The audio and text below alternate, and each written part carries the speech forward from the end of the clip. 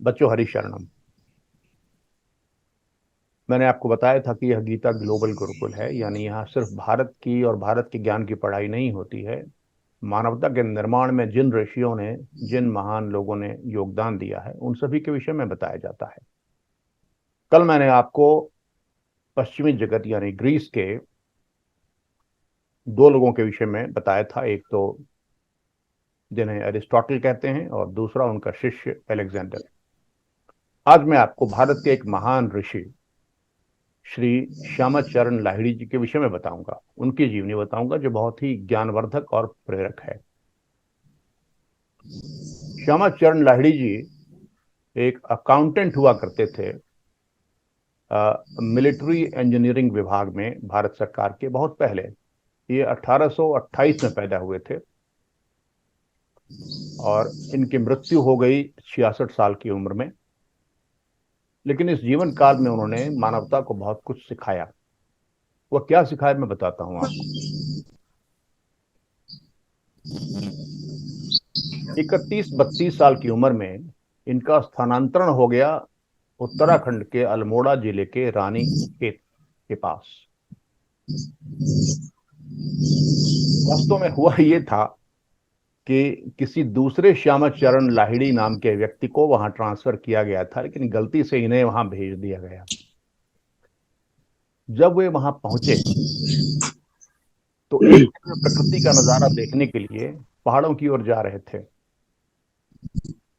पहाड़ पे चढ़ते चढ़ते उनको एक आवाज मिली, श्यामाचरण। तो उन्होंने देखा तो एक युवा व्यक्ति खड़ा था, बड़ा तेजस्वी दूल्हा पत्ता युवा व्यक्ति। उस खुली जगह पर कई गुफाएं थी। उस व्यक्ति ने कहा कि श्यामाचरण आओ, तुम्हें मैंने ही बुलाया है।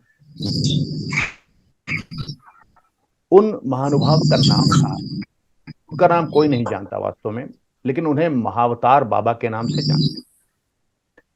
वे हजारों साल पहले पैदा हुए थे। ये बड़ा रहस्य है कि कब पैदा हुए। कुछ लोग ये मानते हैं कि वे वास्तव में महाभारत काल के व्यक्ति हैं, जिनको भगवान कृष्ण के कृपा से एक प्रकार का अमरत्व प्राप्त हो गया है। वे हमेशा 22 वर्ष की अवस्था में ही रहते हैं और बीच बीच में दर्शन देते हैं लोगों को।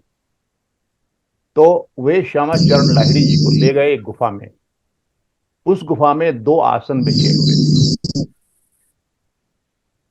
उन्होंने बताया कि देखो श्यामाचरण, इस आसन पे मैं साधना करता था और करता हूं, और दूसरा आसन तुम्हारा है। तुम बीच में ही छोड़कर हमें चले गए थे और मुझे पता था कि तुम कहाँ हो, इसलिए तुम्हें मैंने यहाँ बुलाया। उस गुफा में उनको विचित्र अनुभव उन्होंने कराया। उन्होंने उस गुफा को विलुप्त कर दिया। वहां सोने का महल आ गया कुछ देर के लिए। उसके बाद वो सोने का महल फिर उन्होंने विलुप्त कर दिया और गुफा वापस आ गई। शायद यह दिखाने के लिए कि योगी के लिए पत्थर को सोना बनाना और सोने को पत्थर बनाना कोई कठिन कार्य नहीं होता है। उसके बाद उन्होंने गुफा में उन पर शक्तिपात किया। शक्तिपात का मतलब होता है शक्ति को गिरा देना उनके ऊपर। तो जो साधना उनकी थी पहले जन्म की, लाहिड़ी महाशय की, वो सक्रिय हो गई। उनका बैंक अकाउंट दिखने लगा, उसमें बहुत सारा साधना का धन था। उसके बाद वे लौटे वहां से, उनसे ज्ञान लेकर और स्मृतियां लेकर पूर्व जन्म की। तो उनका ट्रांसफर वास्तव में फिर से हो गया वहीं जहां वे थे, क्योंकि गलती से ट्रांसफर वहां हो गया था उनका। उनके विषय में कई बहुत महत्वपूर्ण बातें हैं।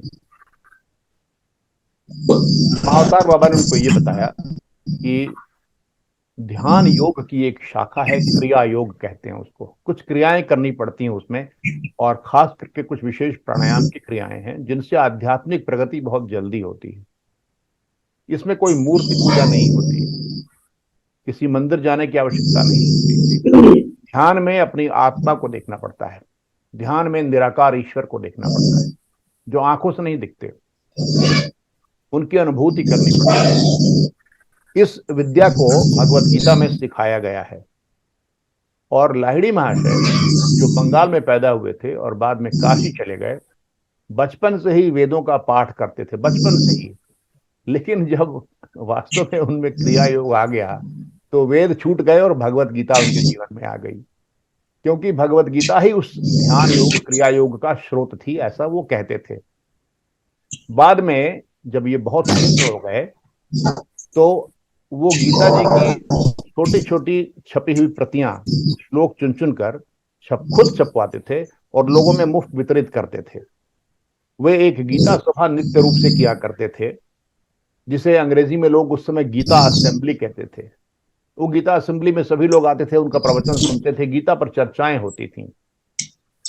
अब आप समझ लीजिए कि एक और इतने बड़े ध्यान योगी, उनका भी स्रोत भगवत गीता।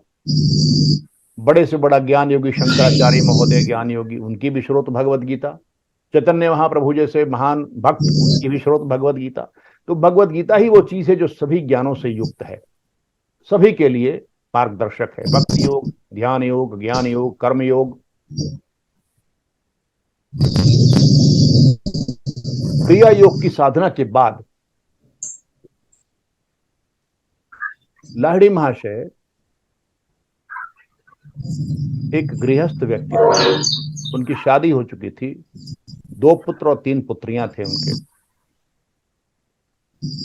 सामान्य रूप से ध्यान योगी, ध्यान में बहुत डिस्टर्बेंस फ्री माइंड होना चाहिए, ध्यान इधर उधर नहीं जाना चाहिए। गृहस्थों का माइंड बहुत यहाँ वहां जाता है, जो नौकरी करने वाले होते हैं, बच्चे पालते हैं, स्कूल जाना है, स्कूल की फीस देनी है, ये समस्या वो समस्या, ध्यान लग नहीं पाता, बड़ा कठिन होता है। इसीलिए ध्यान योगी ज्यादातर सन्यासी हुआ करते हैं, उनकी शादी नहीं होती और बच्चे नहीं होते, कोई नौकरी नहीं होती, तब ध्यान ठीक से लगता है। लेकिन यह एक अपवाद रूप थे लाहिड़ी महाशय, जो विवाहित भी थे, बच्चे भी थे, परिवार भी पालते थे, नौकरी भी करते थे। तो ध्यान घर पे जब करते थे वो, तो 6-6 घंटे बंद करके ध्यान में रहते थे वो। और जो सिद्धियां थी उसके विषय में उनकी पत्नी तक को पूरा पता नहीं था। एक बार वो कमरे में उनके आ गई, जब नहीं आना था उनको, तो देखा वे कि वे बीच हवा में लटके हुए ध्यान कर रहे हैं, यानी जो प्रकृति की गुरुत्वाकर्षण शक्ति होती है वो उन पर काम नहीं कर रही थी। जो ग्रेविटेशनल फोर्स होता है उसको योगी हटा सकता है। एक बार लोगों ने कहा कि आप फोटो खिंचवाइए, फोटो नहीं खिंचवाते थे। बहुत जब उनके शिष्यों ने जिद की तो उन्होंने फोटो खिंचवाने की स्वीकृति दे दी, और बैठे चारों तरफ शिष्य बीच में वो। तब कैमरामैन ने कहा कि मैं फोटो ले रहा हूं, तो इनकी फोटो तो आती ही नहीं है। सबकी फोटो आ रही थी, उनकी फोटो नहीं आ रही थी, वहां पर खाली। तो शिष्यों ने बड़ी प्रार्थना की कि एक फोटो तो खिंचवा लीजिए। तब उसके बाद एक फोटो खिंचा। अब उनकी विशेषताएं बतलाता हूं मैं आपको कि जो व्यक्ति, देखिए वे धार्मिक व्यक्ति नहीं थे, वे आध्यात्मिक व्यक्ति थे। ध्यान रखिए, कल मैंने एक भेद बताया था आपको कि धार्मिक और आध्यात्मिक में क्या फर्क होता है। धर्म के लोग ज्यादातर बाहरी चीजों में रहते हैं। मैं फला धर्म का हूं, वो हमारा काफिर है, उसको मारा जा सकता है, मार देना चाहिए। जो विश्वास नहीं करता है, विश्वासी नहीं है, बारी बातें हो गई। ठीक विपरीत बातें ये आध्यात्मिक व्यक्ति करता है। वो सभी आत्माओं में एक ईश्वर को देखता है, वो किसी को मारने काटने के नहीं सोचता, वो छुआछूत नहीं मानता, वो जाति पाति नहीं मानता। ये सज्जन लोग कहते हैं ब्राह्मण थे, मतलब ब्राह्मण परिवार में पैदा हुए थे। भगवत गीता नहीं मानती है कि परिवार में पैदा होने से ब्राह्मण हो जाएंगे आप, ऐसा नहीं मानती भगवत गीता। लेकिन ये तो वास्तव में ब्राह्मण थे, ज्ञानी थे, ज्ञान के लिए लगातार साधना करते थे, वास्तव में ब्राह्मण वही थे। उनके माता पिता ब्राह्मण हो या नहीं हो, लेकिन ये तो ब्राह्मण थे। लेकिन ये छुआछूत नहीं मानते थे, ये धर्म और ये मुसलमान हिंदू नहीं मानते थे, क्योंकि धार्मिक नहीं आध्यात्मिक व्यक्ति थे। अध्यात्म धर्म से ऊपर की चीज होती है प्रिंस। इनकी सभा में कई बार, उसका मैं बता दूं किस स्रोत से बातें कर रहा हूं आपसे। इनके जो जीवन के स्रोत हैं मुख्य रूप से 2 हैं। 2 पुस्तकें हैं जो विशेष रूप से पढ़नी चाहिए, मैंने दोनों पुस्तकें पढ़ी हैं। एक है पुराण पुरुष, जो इनकी जीवनी है। इन्होंने अपनी सारी आध्यात्मिक अनुभूतियों को कुछ 26 डायरियों में संकलित किया है। वो डायरी लिखा करते थे, आज क्या हुआ, उसी में एक बार इन्होंने लिखा है, मैंने पढ़ा, उस वर्णन को पढ़ा है, डायरियां मैंने नहीं पढ़ी हैं, लेकिन पुराण पुरुष को उन्हीं डायरियों के आधार पर एक जीवनी तैयार की गई है जो मैंने पढ़ी है। और एक पुस्तक इनके शिष्य के शिष्य योगानंद जी ने लिखी है, जो बड़े प्रसिद्ध हुए दुनिया में बाद में चल करके। उन्होंने किताब लिखी, उससे प्रसिद्ध हो गए वो। उसको ऑटोबायोग्राफी ऑफ योगी कहते हैं, एक योगी की आत्मकथा कहते हैं। उसको मैंने पढ़ा है, उसमें भी इनके विषय में चर्चा है। लाहिड़ी महर्षि जो कि वो इनके गुरु थे योगानंद के। ये दो स्रोत हैं जिससे मैं बता रहा हूं आपको, दोनों प्रामाणिक स्रोत हैं उनके जीवन के। एक बार वो एक सभा में बैठे हुए थे, तो उसमें गीता असेंबली में तो कई लोग आए, उसमें कुछ तथाकथित नीची जातियों के लोग भी थे। ये नीचा और ऊंचा, इसको हायरार्किकल सोसाइटी कहते हैं, ऊंच नीच वाली सोसाइटी, समाज। अरे वो नीच है जन्म के आधार पर, वो ऊंचा है जन्म के आधार पर। ब्राह्मण परिवार में पैदा हुआ तो ऊंचा हो गया, और शूद्र परिवार में पैदा हुआ तो नीचा हो गया। ऐसी कोई बात भगवत गीता नहीं मानती, ऐसी कोई बात दाहिड़ी महाशय नहीं मानते थे। तो उसमें कुछ नीची जाति के लोग बैठ गए, तो लोग छुआछूत करते थे। हिंदू लोग पहले बहुत करते थे, अब तो बहुत कम है। तो उन्होंने बताया कि ये अच्छी बात नहीं है, और उनको अपने निकट बुला के बिठाया बगल में। उनके शिष्यों से देखिए, इनकी जो साधना पद्धति थी, वो साधना पद्धति इनकी इससे मुक्त थी कि कौन हिंदू है, कौन मुसलमान है, कौन क्रिश्चियन है। इसलिए इनके शिष्यों में मुसलमान भी थे, और क्रिश्चियन भी थे, और हिंदू भी थे। नीची जाति के लोग भी थे, ऊंची जाति के भी लोग थे, तथाकथित नीची और ऊंची जातियों के लोग थे। उनको इन्होंने क्रिश्चियन से हिंदू नहीं बनाया, उनको मुसलमान से हिंदू नहीं बनाया। वो कह रहे थे आप मुसलमान बने रहिए, क्रिश्चियन बने रहिए, लेकिन ये साधना कीजिए, और ये साधना करके जल्दी आपको आध्यात्मिक साधना आपकी फलीभूत हो जाएगी, ईश्वर को जल्दी आप प्राप्त हो जाएंगे, या ईश्वर आपको जल्दी प्राप्त हो जाएंगे। इसीलिए बहुत कम ऐसे संत मिलेंगे आपको जिनके शिष्य मुसलमान भी हों, और ईसाई भी हों, और हिंदू भी हों, शूद्र भी हो, ब्राह्मण भी हो, क्षत्रिय भी। क्योंकि वहां पर कोई मूर्ति पूजा वगैरह भी नहीं था। ये जो ध्यान योग है, उसमें आत्मा आत्मा ईश्वर का अंश बताया। भगवत गीता में आपको भगवान कृष्ण ने बताया है कि आत्मा ईश्वर का अंश है। और अहम आत्मा गुड़ा के सर्वभूताश्रय स्थित, सभी भूतों के हृदय में मैं आत्मा के रूप में स्थित हूं, वो कहते हैं। तो उस आत्मा को देखेंगे तो ईश्वर भी दिखने लगेंगे आपको। और ईश्वर के सिर्फ पर्सोनिफाइड फॉर्म्स नहीं होते हैं, सिर्फ शिव जी और कृष्ण जी और राम जी ईश्वर नहीं है। ईश्वर जो परमेश्वर हैं, उनका तो कोई रूप ही नहीं होता है, वही अनेक रूप लेते हैं। उस परमेश्वर को आप देख पाएंगे अपनी आत्मा में, यह उनका सिद्धांत है।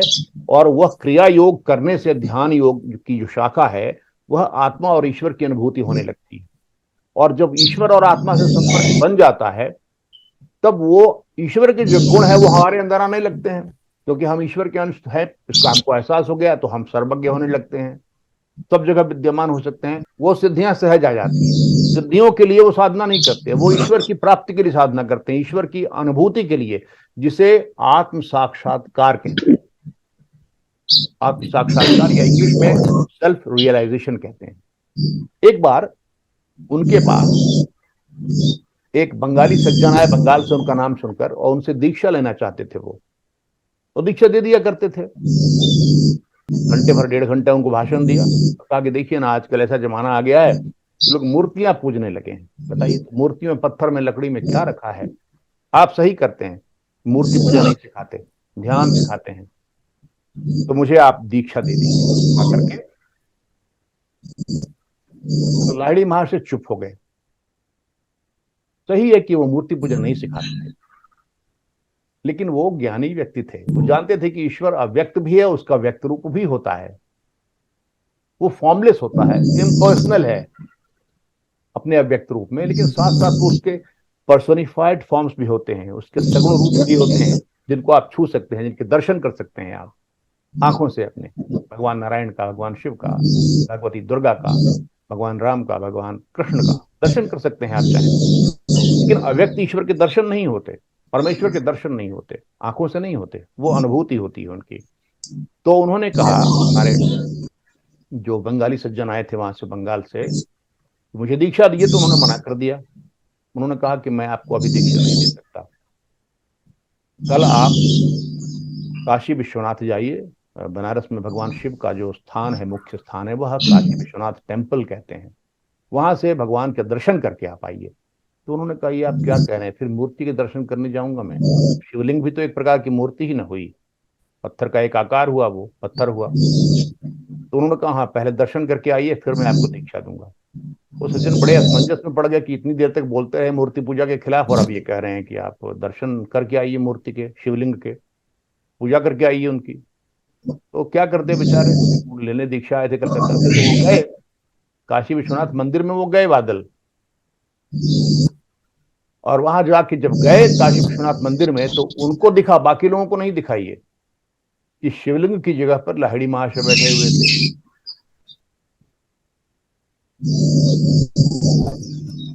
आपने सुना ठीक से मैंने क्या कहा? जी महात्मा। उन सुना। बंगाली सज्जन ने यह देखा कि लाहिड़ी महाशय ही बैठे हुए थे शिवलिंग की जगह पर, बाकी लोगों ने नहीं देखा इसको। अब तो वो चकित हो गए कि ये क्या चमत्कार हो रहा है। लौट के वो गए लाहिड़ी महाशय के पास। तो लाहिड़ी महाशय ने कहा कि आपने दर्शन कर लिए भगवान शिव के, शिवलिंग के, उस पर जल चढ़ा दिया? उन्होंने कहा महाराज मैं क्या दर्शन करूं, वहां तो आप ही बैठे हुए थे। यह एक सीख थी उनके द्वारा कि मूर्ति पूजा की निंदा न करें। अलग अलग रास्ते हैं, एक रास्ता वो भी है, और एक मनुष्य के लिए सहज रास्ता है मूर्ति पूजन करना। देखिए आप अभी भी देखेंगे कि लाहिड़ी महर्षि के पास इतनी बड़ी विद्या थी, ईश्वर साक्षात्कार की, लेकिन उनके अनुयायी बहुत कम है दुनिया में। उनके शिष्य थे युक्तानंद गिरि जी। युक्तानंद गिरि जी के थे शिष्य योगानंद जी। योगानंद जी को आदेश दिया गया कि आप विदेशों में प्रचार कीजिए इस अध्यात्म विद्या का। योगानंद जी विदेशों में गए, उन्होंने प्रचार भी किया, आश्रम भी बहुत बड़ा बनाया उन्होंने, लेकिन कितने अनुयायी उनके हैं? नहीं है ना। ध्यान योग अत्यंत कठिन कठिन वस्तु है, और भगवान ने इसीलिए 12वें अध्याय में ये कहा है कि अव्यक्त की साधना अत्यंत क्लेशकर है। जो दिखाई नहीं पड़ता, सुनाई नहीं पड़ता, उसकी साधना, उस पर ध्यान लगाना कठिन है। जैसे आप देखिएगा कि गणित बड़ा कठिन लगेगा आपको पढ़िएगा तो, लेकिन गणित में जो पारंगत हो गया वो बड़ा मजा उसको आता है करने में। वैसे ही ध्यान योगियों को ध्यान में बड़ा मजा आता है बैठे रहने में। तो ऐसे थे हमारे लाहिड़ी महाशय, वो एक भारत के संत थे। और उन्हीं से उसी समय में एक और संत भारत के थे जिनका नाम था तेलंग स्वामी। वो भी बनारस में ही रहते थे। तेलंग स्वामी की विशेषता है, आप पढ़िएगा, उनकी उम्र करीब करीब 350 साल थी। यह जो है सो अफवाह नहीं है, यह सब रिकॉर्ड है। विकिपीडिया में देखिएगा तेलंग स्वामी का उठा करके तो आपको मिलेगा ये चीज। तो उनसे भी इनकी मुलाकात हुई। ये उनसे मिलने गए एक बार तेलंग स्वामी से, तो तेलंग स्वामी उठकर खड़े हो गए। तेलंग स्वामी एक सन्यासी थे, परम सन्यासी। तेलंग स्वामी की एक विशेषता क्या थी, वो दूसरे महापुरुष थे उस समय। उनकी कथा मैं आपको अलग से सुनाऊंगा तेलंग स्वामी की। वो परमहंस थे। तो तेलंग स्वामी से मिलने गए जब लाहिड़ी महाशय, तो तेलंग स्वामी उठ के खड़े हो गए। उनके शिष्यों ने कहा महाराज आप खड़े क्यों हो रहे हैं, आप सन्यासी हैं, यहाँ गृहस्थ से ऊंचा होता है सन्यासी। फिर ऊंच नीच की बात आ गई। उन्होंने कहा कि शरीर न देखो, गृहस्थ है ये, गृहस्थ का शरीर है करुणा, लेकिन ये गृहस्थ कहने के लिए है, ये पहुंचा हुआ है, इसका अगला जन्म नहीं होने वाला है, ये मुक्त हो जाएगा इस जन्म के बाद। और तेलंग स्वामी क्या होता था कि जाते थे घाट पर, नीचे राजा जी थे वहां के बनारस के, वो उन्होंने अपने एक मेहमान को बुलाया था, वो नीचे बोट में थे और ऊपर ये बैठे आ रहे थे तेलंग स्वामी। तो तेलंग स्वामी को उन्होंने कहा महाराज इधर आ जाइए, नाव पे हमारे आप, नमस्ते प्रणाम दंडवत, आ जाइए। तो ये सज्जन जो है हमारे महापुरुष तेलंग स्वामी जी, वो हवा से उड़ के चले गए, लोगों के सामने जाके नाव में बैठ गए, सीढ़ियों से नहीं गए। ये सब रिकॉर्ड में है, बता दूं आपको। तो उन्होंने, तेलंग स्वामी ने उठ के खड़ा होकर इनका अभिनंदन किया, और दोनों मित्र बैठकर काफी देर तक चर्चाएं करते रहे। और जैसा कि मैंने बताया आपको, भगवत गीता की असेंबली वो नित्य किया करते थे, इसमें लोग आते थे, भगवत गीता बांटते थे छपवा छपवा कर वो, और भगवत गीता सुनते सुनते ही मरे वो। उनको पता था कब मेरी मृत्यु होने, कब शरीर छूटने वाला है। मृत्यु तो आत्मा की होती नहीं है, वो कभी नहीं मरे। अभी भी उनको देखा जा सकता है, आ जाते हैं भक्तों के पास, वो आके दिखाते हैं, दर्शन देते हैं। लेकिन शरीर उनका जो भौतिक शरीर छूट गया, तो उनको पता था कि छूटने वाला है भौतिक शरीर मेरा, और उन्होंने बता दिया था अपने शिष्यों को। और भगवत गीता का पाठ सुनते सुनते उन्होंने शरीर छोड़ा। यह महिमा है भगवत गीता की, और यह महिमा है भारत के अध्यात्म की। मैं धर्म की बात नहीं, अध्यात्म की बात कर रहा हूं। उस धर्म की बात नहीं कर रहा जिसकी एक धारा किसी को नीचा किसी को ऊंचा मानती है। उस धर्म के भीतर एक अध्यात्म छिपा हुआ है जो महान ऋषियों ने प्रकट किया है। उन ऋषियों ने इसको नहीं देखा। एक और संत है रामानंद जी, उन्होंने भी इसको नहीं देखा। अभी उनके भी शिष्य हुए हैं हर तरह के लोग, मुसलमान भी हुए, हिंदू भी हुए, शूद्र भी हुए, ब्राह्मण भी हुए। एक अत्यंत विलक्षण महापुरुष थे। तो ये एक कहानी मैंने सुनाई आपको, अध्यात्म की कहानी थी ये। आपको सभी के बारे में जानना चाहिए, आध्यात्मिक व्यक्तियों के बारे में, वैज्ञानिकों के बारे में, खेलने वालों के बारे में। तभी जीवन का संपूर्ण निर्माण होगा।